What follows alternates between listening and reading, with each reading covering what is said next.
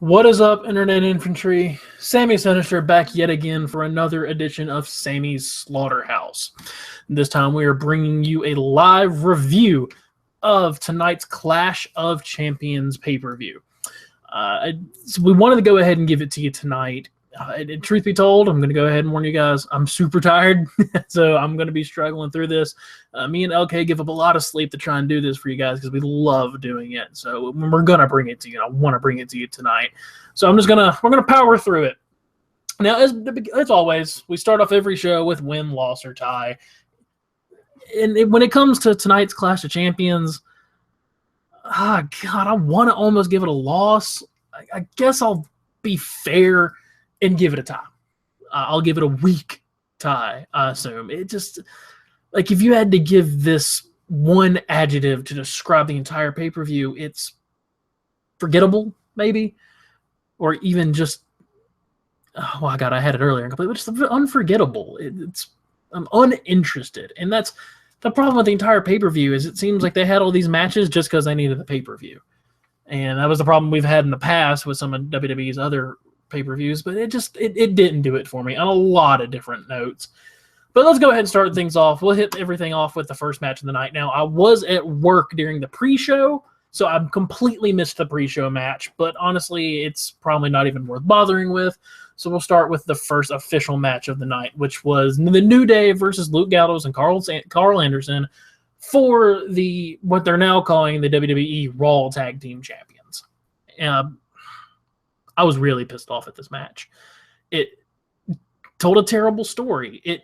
Your bad guys didn't look like bad guys, and your good guys didn't look like good guys. Your good guys cheated to win. They used their three-man. And the bad guys just, they're big and strong. And they didn't play up the story at all. And that really wasn't a lot of their fault. It was whoever the agent of this match booking it was. And it was a lot of the commentators. They didn't do it. And not to say there wasn't some great moments in this match. There was a running Liger bomb that Anderson gave that was fucking awesome. And it was, the match was pretty enjoyable, but the finish was terrible. What is the reasoning? What could possibly be the good outcome of having the New Day win this match? It's getting to the point now where it's, instead of Law Cena wins, it's about to be Law New Day wins because they can't lose. Which, yeah, I understand. People are like, it's a long tag team title. It's a long reign. It's a long reign. Long reigns are kind of a thing of the past. And even if you do a long reign, make these meaningful. Make it look like they really earned these victories. Don't have them cheat to win if they're good guys. I'm getting really uninterested in the New Day, and that's not fair because they're all really, really talented. But they've got to do something soon. And I'm a big Anderson and Gallows fan, and they should have won this match. They absolutely should have won this match. I think I see more storytelling possibilities come out of them winning this match as opposed to them losing and looking super weak. You don't always get buried when you lose. Sometimes you can lose and look great. It happened a couple times tonight. But Gallows and Anderson just look weak. And it sucks. It really, really sucks. The next match we had was for the Cruiserweight class, or I keep saying the Cruiserweight Classic. I'm probably going to say that about 1 billion times until I get it off the brain. It was for the Cruiserweight Championship, and it was TJ Perkins versus Brian Kendrick. Gonna be completely honest with you guys, I might have broke the law again, and I had this playing in my car as I drove home from work, so I didn't get to see a lot of it. I saw bits and pieces here. There were some pretty cool spots, but it kind of just felt like it was a match just to have a cruiserweight match in here, and that kind of sucks. I do really like TJ Perkins' new entrance music. I really dig it. I think it's super unique and fits him. So I did that. For the most part, the guys did pretty good. They told a pretty good story. They both showed off a pretty good array of moves, which I think is good for the cruiserweights, so they're not just doing flips and flops and blah, blah, blah, and all that jazz, and the high flying that you expect from cruiserweights. They showed some more like kind of hard style stuff. So I really, really dig it. It was a really good match. That's about all I got to say. There's not a whole lot more to say about it besides that. And then the next match of the night, I'm going to kind of go through these quick because, again, they're just not memorable. Nothing about tonight was memorable outside of, like, maybe the main event. That was it. It's just, so there's not a whole lot for me to talk about because I just don't have it. The next match of the night was Sami Zayn versus Chris Jericho for reasons. And at this rate, Sami Zayn is going to get Sammy Sinister's Dolph Ziggler, you tried really hard award of the year. Because they're just not going to let this guy win. What benefit is there for having Chris Jericho win this match? Please. Like, put it in the comments. Why do you think it was a better idea for Chris Jericho to win this match? It just doesn't work. Sami Zayn needs to be the fucking underdog from the underground. But they're content with him being, go put on an okay match and lose. And there's no end in sight of that particular fucking story ending anytime soon. The best story I think WWE could probably tell right now is start building. I mean, maybe this is going into that. I just don't see it. I don't see it. But maybe they're getting to the Sami Zayn versus Kevin Owens at WrestleMania for the championship story. But I just don't see it happen out of here. Big problem with this match. And y'all tell me who you think it is.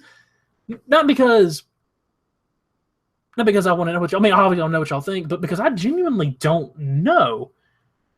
Somebody in this match was really sloppy. Super sloppy. And I want to say it was Chris Jericho, but I don't know if I can put all the blame on him. But there's a lot of just, I don't say botched, because they weren't necessarily botched, but they did not look good. But again, the one word to describe this match is sloppy. And the crowd, 100% uninterested. Because there's no reason for us to be emotionally invested in this match, or this pay-per-view, for that matter. Anyway, in the very end, Chris Jericho gets the code breaker, beats Sami Zayn, and I don't understand the idea behind that, but, maybe they'll fix that. I don't know. Then we get to the next match of the night, which was Charlotte versus Sasha Banks versus Bayley for the WWE Raw Women's Championship. God damn, there's too many adjectives for all these belts. Just way too many. I thoroughly enjoyed this match. I thought this match was really, really good. I thought they told a really good story. It had some great pacing. It had some really awesome, unique moves. The only problem I had was the finish. I'm okay with Charlotte still winning. It's just kind of how they went about it. It was just, end it here. I guess I would have rather have saw Sasha win this, but I think whoever beats Charlotte's going to have to beat her one-on-one. And they're probably going to build up to the Bayley winning story, assuming she can stay healthy to teach it. But yeah, I mean, it was really good. There were some really cool spots here. I really, really liked it. There's a couple things that I really like. There was a really good Banks did an awesome double knees off the apron onto the floor that I really, really liked. And then Charlotte also did like this backbreaker into like almost a bookend move. And I really enjoyed that. And so these girls can work. Anyone that tells you otherwise is lying. So, I mean, this match was probably my second favorite match of the night. It's definitely worth watching. Some of the other ones you can honestly skip, and that's pathetic.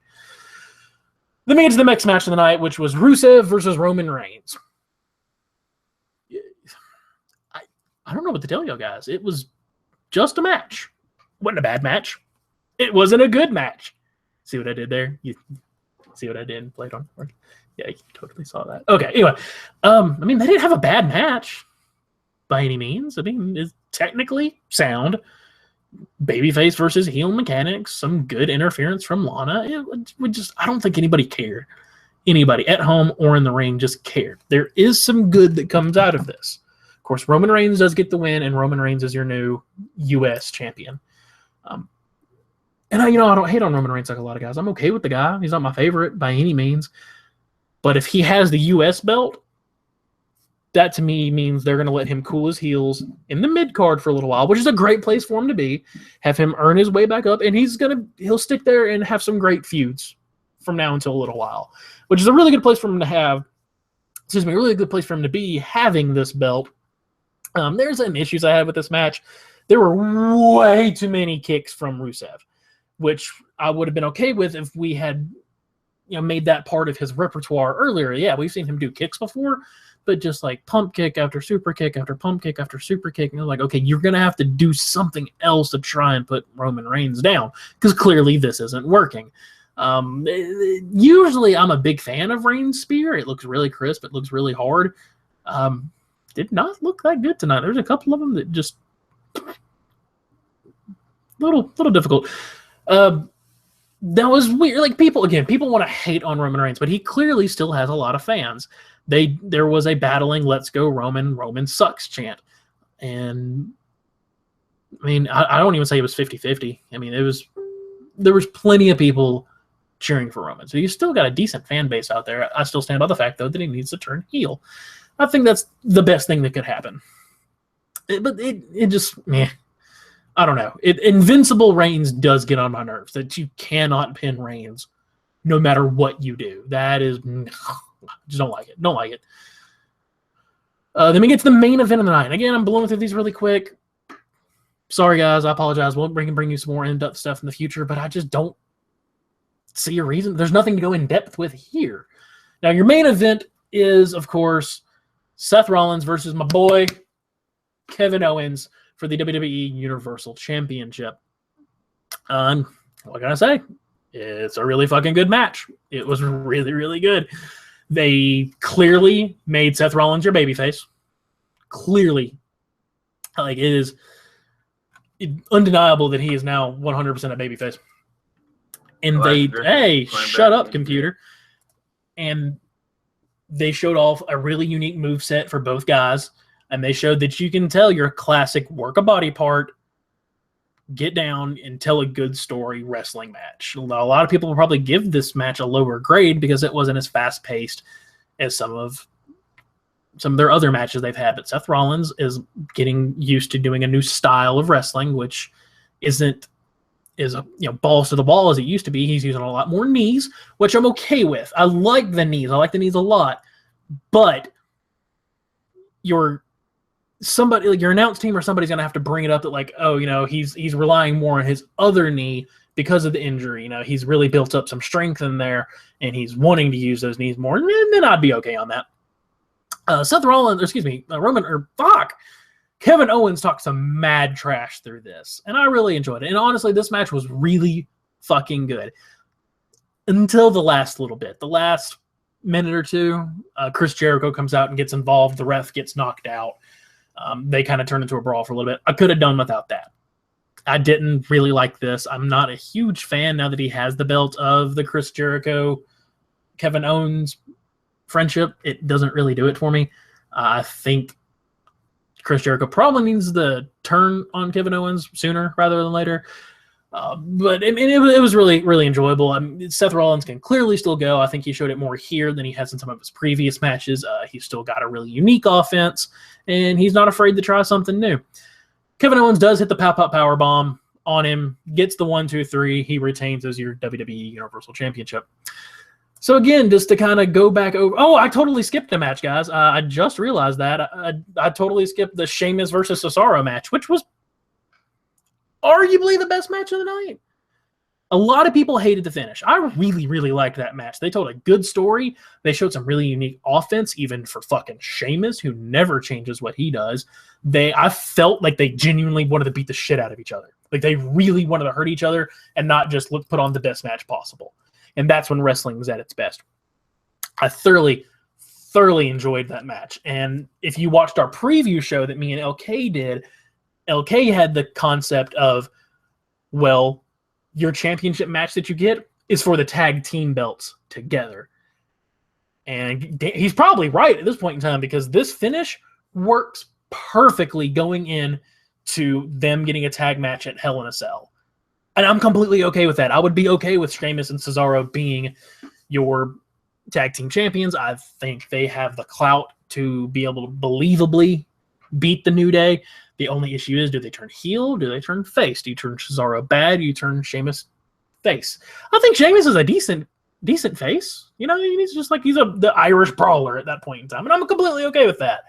But they had some great stuff in this match. And, oh, man, before I forget, Cesaro took a couple bumps in those matches to the outside of the ring that if they would have cut the feed right there, I probably genuinely would have thought he broke his neck.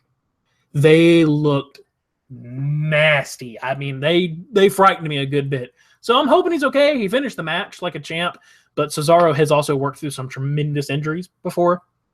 So we'll keep us updated, keep y'all updated if we hear anything. But it did end a double count out, or I guess a referee stoppage, whatever you want to call it. So that, again, could go into the tag match things. Now, let's go ahead and we're going to jump over to some comment time, which, gets all loosey-goosey, really, really weird sometimes, but it's usually some pretty good stuff. So we'll blaze through these real quick. I'll answer a couple things, plug a couple things, and we will call it a night, ladies and gentlemen. Let's see. Edward Mohan said, "Hey, what's up?" Hello, Mohan. I'm Sammy. That is what is up. Joe O'Hare says, "Didn't get in until after the tag match. Give the show a win overall, but a weak one. Main event and Sami Zayn versus Jericho, tie for match of the night in my eyes." And that's cool. Like I said, I'm never going to shit on people for their choices in any type of wrestling thing. Because I didn't like the Sami Zayn versus Jericho match. I thought there was a lot of problems. But if that was the match you like, that doesn't mean you're wrong and I'm right, you're wrong. That's just what you enjoyed more. And I hope I get that across to y'all, because sometimes I feel like that can be really rough, sitting behind this camera. I don't ever, very seldom do I completely disagree with somebody. And you have to have some crazy shit. Main event was probably my favorite match tonight, but y'all know I'm a fucking huge Kevin Owens mark. I'm a huge Kevin Owens mark. Edward Mohan also says, "I'm pissed that the club lost." Me and you both. Like, at this point in time, I'm probably going to give up on the club. They're not going to do shit with them. I think they could be great. They've got the clout. They've been tag team champions elsewhere. People know who they are. They've got some good moves. They got some good stuff. And it could be really good, but yeah, they're just not going to do shit with them. They're not going to do shit with them. That sucks. I'm probably going to butcher all y'all's names, so just bear with me. Kevin Riker, fucking correct me if I'm wrong. He gives the show a tie. He says 4 out of the 5 title matches had interference, weakened the matches and victories. I do agree. And I'm not against interference if your heel is going to cheat to win. I'm okay with that.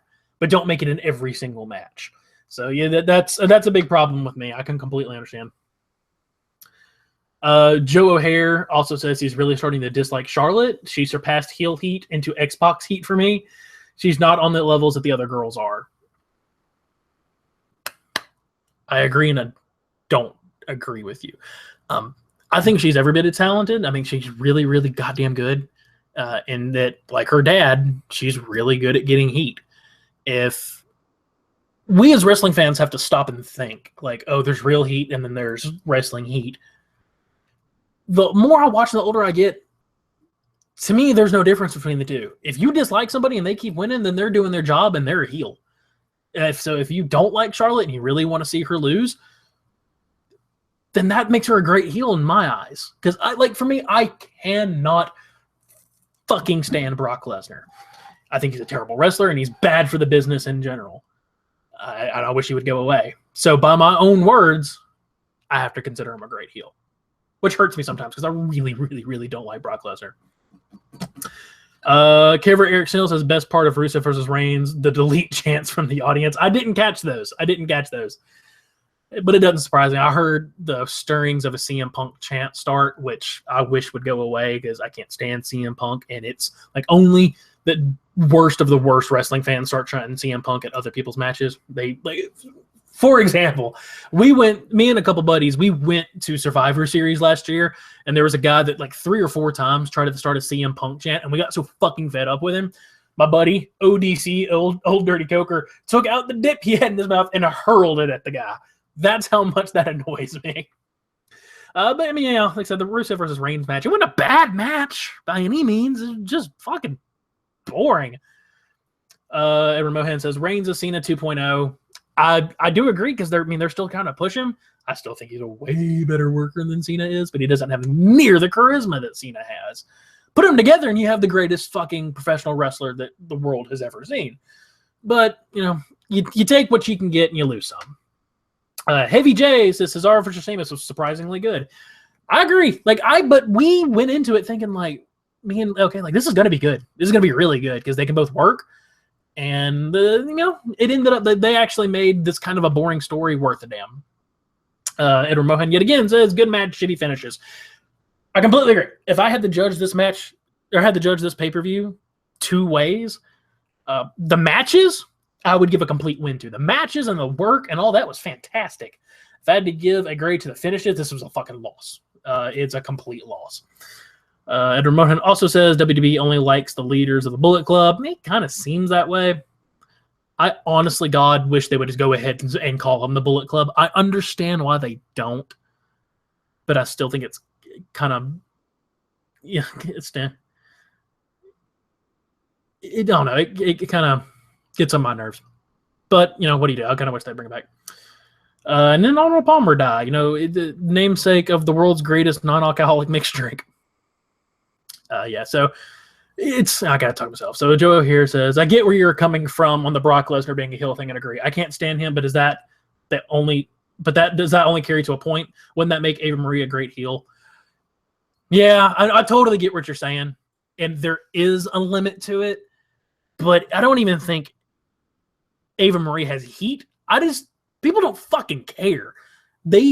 She's terrible. She's just terrible. She's just fucking terrible in every sense of the word. She's fucking gorgeous. But yeah, I guess there is a limit, but the limit is,